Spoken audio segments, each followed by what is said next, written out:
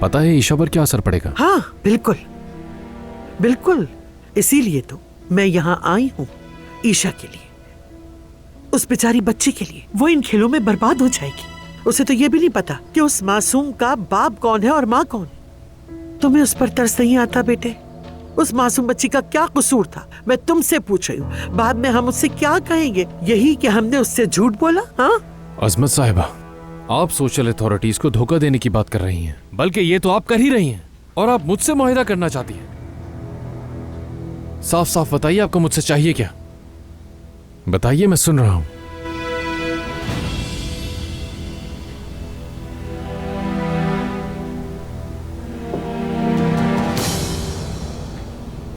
खेल को बिगाड़ देना चाहती हूं। मैं ये किसी को नहीं बता सकती। अगर अदनान को पता चल गया तो फिर वो मुझे अपनी पोती से मिलने नहीं देगा और मैं अपनी पोती को जी भर के गले नहीं लगा सकूंगी। अपनी पोती की खुशबू को जी भर के महसूस नहीं कर सकूंगी। ठीक है, समझ गया, शुक्रिया। अब मैं कल जाऊंगा और सोशल सर्विस वालों को आपकी कही हुई सारी कहानी बता दूंगा। उसके बाद मुझे मेरी बेटी वापस मिल जाएगी। माजरत चाहता हूं अजमत साहिबा, शायद मैं थोड़ा गुस्से वाला इंसान हो सकता हूं, मगर ईमानदारी बहुत है मुझ में।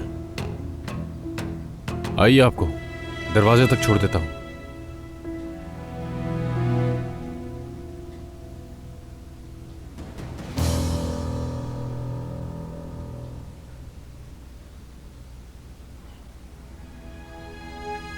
बेटा, जज्बात इंसान से गलतियां करवाते हैं, लेकिन मैं अकल की बात कर रही हूं। मैं तुमसे उस तजुर्बे के साथ बात करी जो मुझे 70 साल की उम्र ने दिया।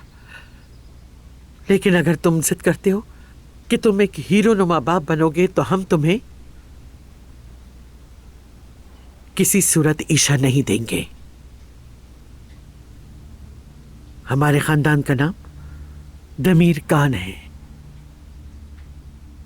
अगर तुम्हें यह लगता है कि इस सच्चाई को सबके सामने लाने से तुम्हें तुम्हारी बेटी वापस मिल जाएगी तो यह गलत है। ऐसा सोचना भी मत, क्योंकि हम उस बच्ची को तुम्हारे हवाले हरगिज़ नहीं करेंगे।